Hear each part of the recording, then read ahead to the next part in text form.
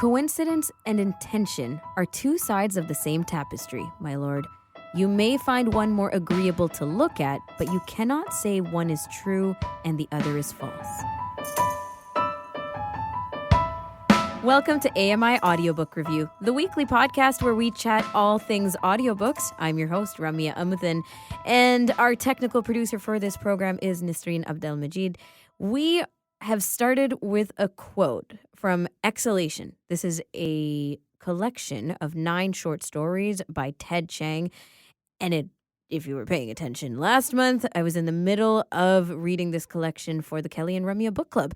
And I think that my best impression of Ted Chiang's writing, because this was my first impression of his writing, is that the stories are so quotable. Almost every story has something that sat with me, a quote, a significance of what the story is about put into one line. And I think that is absolutely skilled, by the way. I love when people can make precise statements that are clean and that sit with you because they're either philosophical or introspective, and it just works very nice.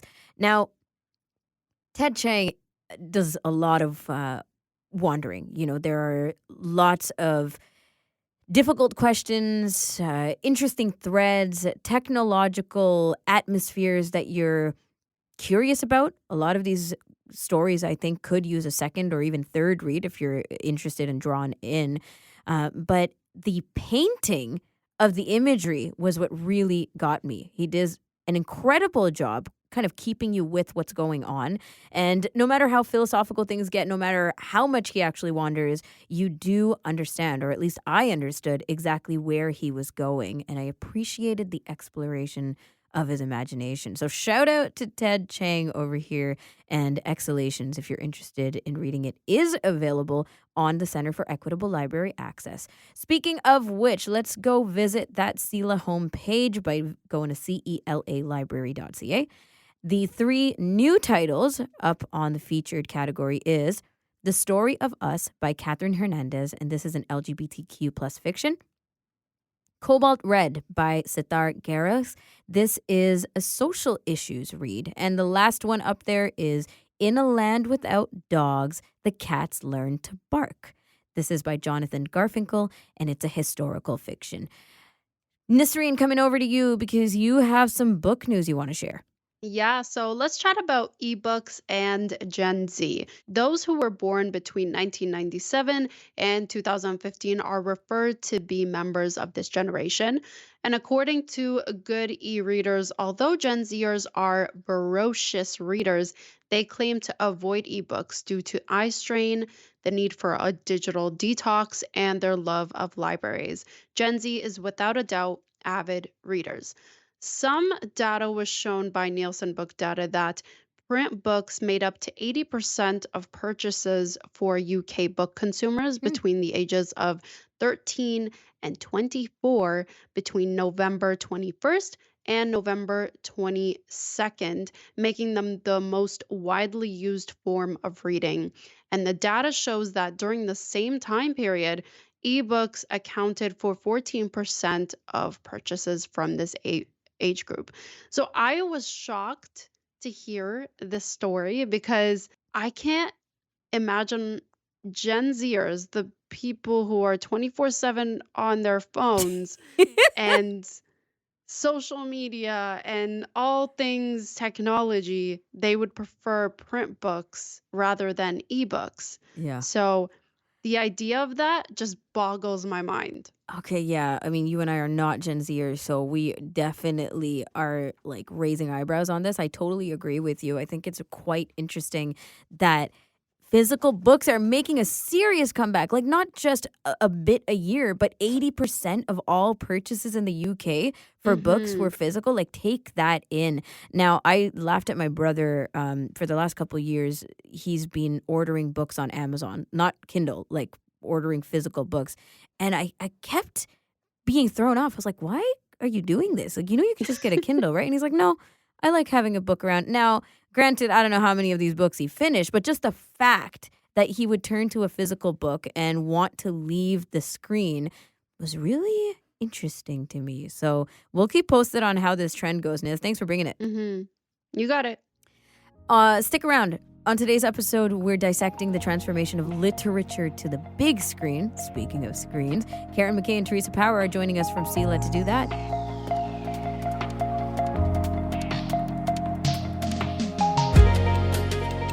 You're tuned into AMI Audiobook Review, the weekly podcast where we chat all things audiobooks with your host, Ramya Amuthan. And it's time for our CELA Talk. We have our month kickoff with Karen McKay and Theresa Power from the Center for Equitable Library Access. And it's perfect because this podcast is released on April 1st. So Theresa is the content and access librarian. Karen is the communications manager. And you're both here today to talk about something that we've been saying we need to bring up on the show for the last couple months at least, the adaptation of literature to the big screen or to our TV screens. So I think it's fair that we kick the conversation off with a recent event, the Oscars, the Academy Awards, and Canadian filmmaker Sarah Polley was awarded the Best Adapted Screenplay Oscar, and that was for 2023 for her movie Women Talking. So, question to both of you. A, did you read the book? B, did you see the movie? Let's start there. Theresa? Yes and yes. Both. I Okay. yes, I read the book when it first came out, which was it was going on a few years ago, I think. Not too long ago, but also not this year. And I did go see the movie as well. Yeah. Okay. Okay, we'll get your impressions on it in a sec, but just for comparison, Karen? So I did not read the book, but I did see the movie. And Oh, that's what's going to be interesting. Mhm. yeah. And so that's, we'll probably come to this question a little bit later on, but one of the things we talk about is, do you see the movie first? Do you read the book 1st? Mhm. What's the right order? And does seeing a movie and then reading the book, ruin the movie, like what the experience is? So I'm interested to hear what Theresa thought about the movie, because I loved the movie. And Theresa, you loved the movie also, or? I was just like, it was a life-changing experience watching that movie. Ooh. I don't know if I was the only person sobbing throughout the entire Aw. movie in that movie theater, but I was so profoundly affected by, I mean, not just the acting, which was excellent, but just what the whole book is about and all the themes that it touches on, and how you can take those themes and take it out of that community and put them almost anywhere, really. I was profoundly affected by it for sure. And was it the same effect or an added effect maybe to having read the book?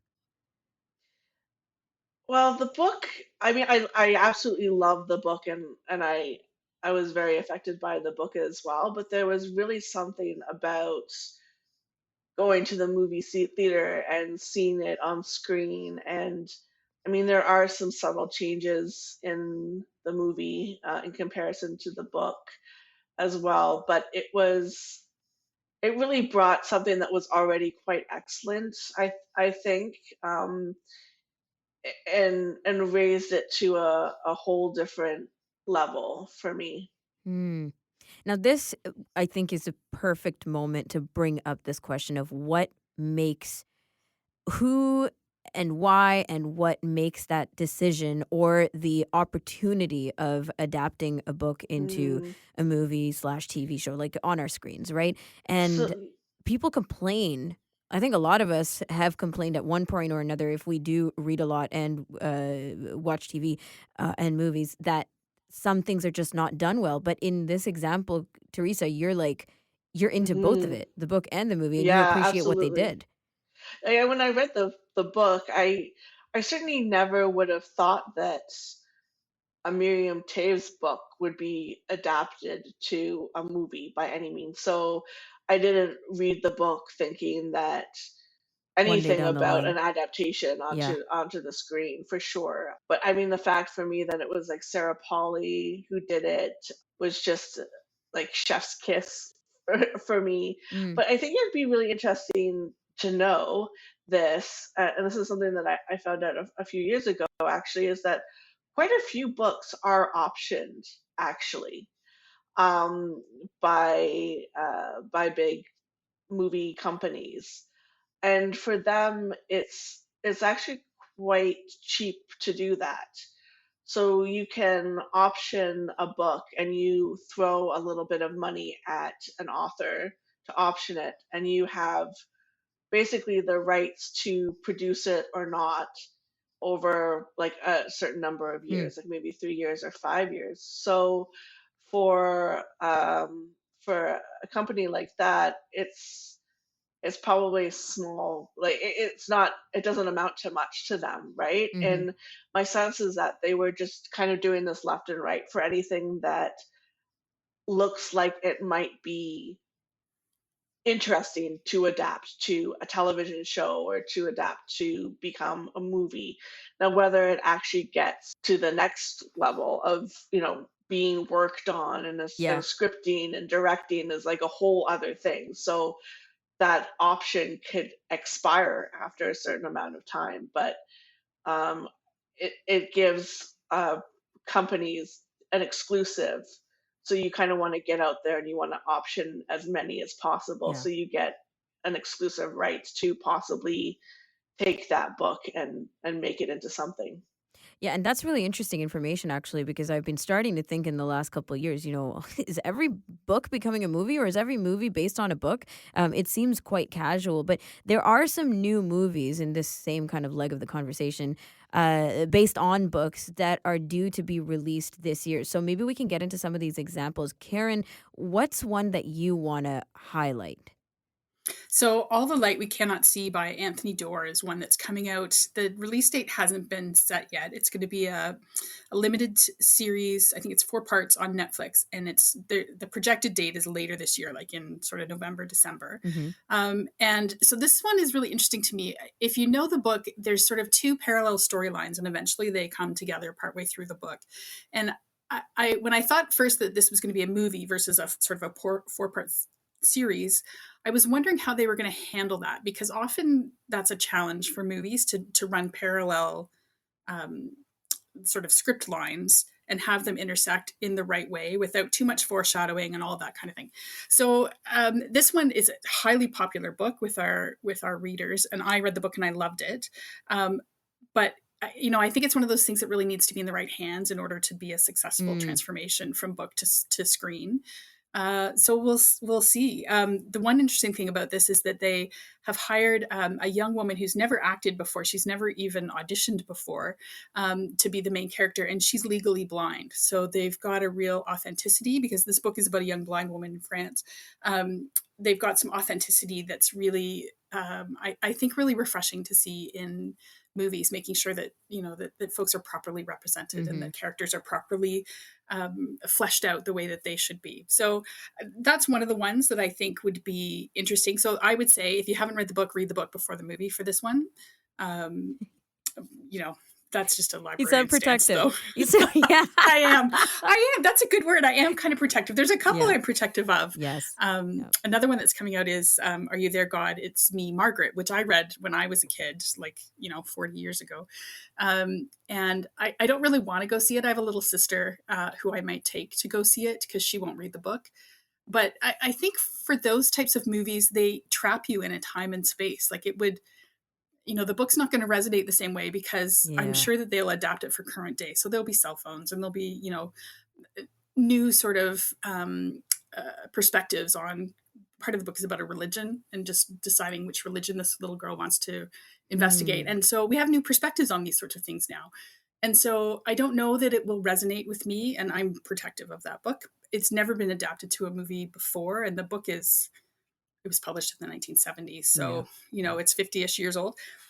So I don't know. We'll see about that one. I might go and just close my eyes through the whole thing. Or not go see it at all. Really brace yourself for other people's reviews. Honestly, yeah, I think that when there's liberty taken in the creative rights, as you pointed out, Teresa, to kind of play around with the script, the characters, the representation, the how portrayal of the book to the movie, sometimes you wonder, why would they have taken this out, or why didn't they stress this part? And, who decided that that was going to be the theme, music, whatever, graphics, anything.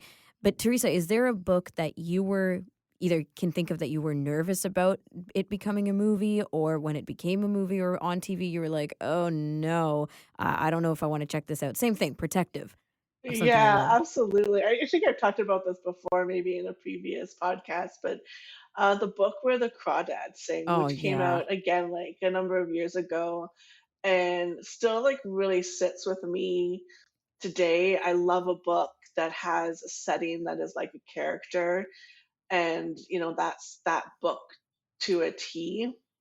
And there has been an adaptation of it, and I can stream it, and I have yet to actually do that because there were some things about trailers are so misleading to begin with, Mm-hmm. because like, let me tell you, I've watched things where I'm like, I watched the trailer.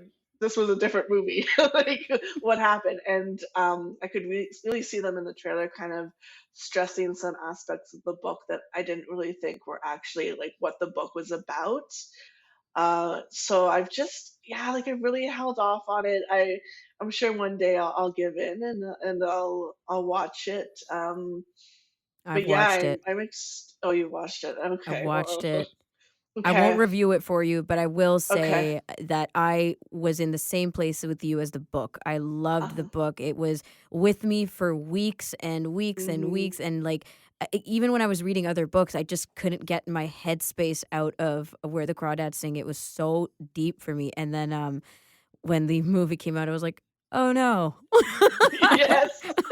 Yes, exactly, exactly, I yeah. don't know if I really want my shattering of the impression I have on the book through the movie. But I have to ask you both, and I've never done this before, okay? I've never watched a movie, found out that it was a book or based on a book, and then went back and read the book. This is the same for TV shows. I just never felt that the book could hit me the right way now that I've already seen it on screen. There's something of it that feels a bit like backpedaling to me, or I'm gonna I've already ruined it for myself, if you will. Yeah. So, Karen, can you relate to this?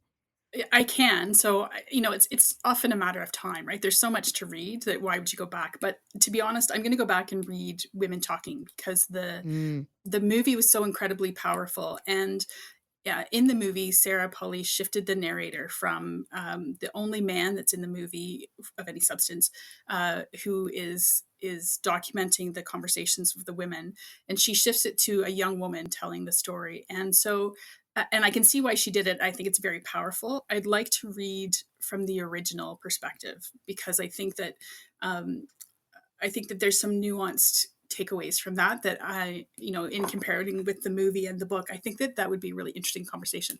And my daughter, who went to see the movie with me, and she and I both cried through it, Teresa. Um, she wants to read the book now too, because for that same reason. How are stories told differently by men and by women, and what does that mean? hmm, And so that's one. But I have to say I think the only one that I've ever thought, yeah, I'm going to read the book, even though I've seen the movie first. yeah. Okay. And Teresa, for you? Yeah, but I've done it in a really nerdy way. So I there's this TV show that I absolutely love called Mindhunter. Mm-hmm. Me And too. it was, oh, okay. So sad that there's not going to be any more I know. uh well, gosh, crying here about it. But it's actually based on a true crime I had no idea. from the mid 90s. Yeah, I didn't actually know that either. And it's kind of, I don't know, it's like a thing with me is that if I watch something, I I always Google it to see if it's based on a book or something. So I have gone back and I have read that book because I really enjoyed the TV series. But then it's also spurred me to read a lot of other books about the kind of beginnings of profiling as well with the FBI. Like, I have really nerdy niche interests, and this is kind of like one of them. And it was really actually started by this TV series. Hmm. And did you feel like it added to your experience? Yeah, I thought it was really Okay. good. I mean, if you're really into like nonfiction and you're really interested in that kind of um period in the FBI, that starting of profiling, which is really big. Yeah, I think it's really interesting. That's really I don't know. To me, it feels very unique that you do that. I totally do find out if, well, maybe not all the time, but find out whether the TV series or movie that I watched is based on a book. But I never feel the inkling to go back and actually read the book. Now, Game of Thrones is one big thing, which kind of leads me to a bigger, broad strokes question, which is, do Mhm, some genres do it better? Like fantasy and sci-fi, I mhm, think lends itself so well to adaptation. Um, Harry Potter being another gigantic franchise that just absolutely skyrocketed with the adaptations. Now, there's always mhm, debate on whether the books or the movies are better, but no, nonetheless, the popularity speaks for itself, right? mhm. And I'm curious about that aspect of it. Anybody want to chime in? Yeah, like Dune, for example. Yeah. I think that you're right.